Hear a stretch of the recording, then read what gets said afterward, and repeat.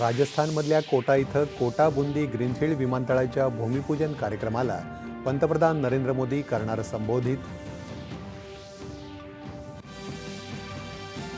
देशामध्ये तेलाचा पुरेसा साठा उपलब्ध असून ग्राहकांनी त्याबाबत चिंता करण्याची आवश्यकता नसल्याची केंद्रीय पेट्रोलियम आणि नैसर्गिक वायूमंत्री हरदीप सिंग पुरी यांची ग्वाही.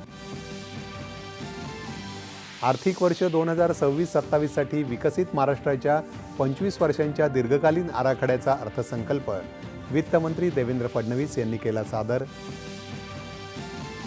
प्रगतिशील, शाश्वत, सर्वसमावेशक आणि सुशासन अशा 4 स्तंभांवर आधारलेल्या अर्थसंकल्पात 25 वर्षात $5 ट्रिलियन पर्यंत अर्थव्यवस्था नेण्याचं उद्दिष्ट.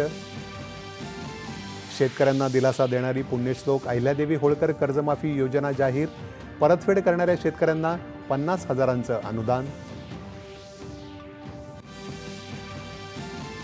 हे वर्ष सामाजिक समता आणि समरसता वर्ष म्हणून साजरं केलं जाणार.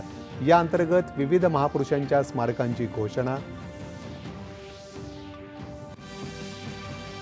विकसित महाराष्ट्राकडे वाटचाल करणारा प्रगतिशील अर्थसंकल्प. उपमुख्यमंत्री एकनाथ शिंदे. सर्वसमावेशक आणि संतुलित अर्थसंकल्प. उपमुख्यमंत्री सुनेत्रा पवार.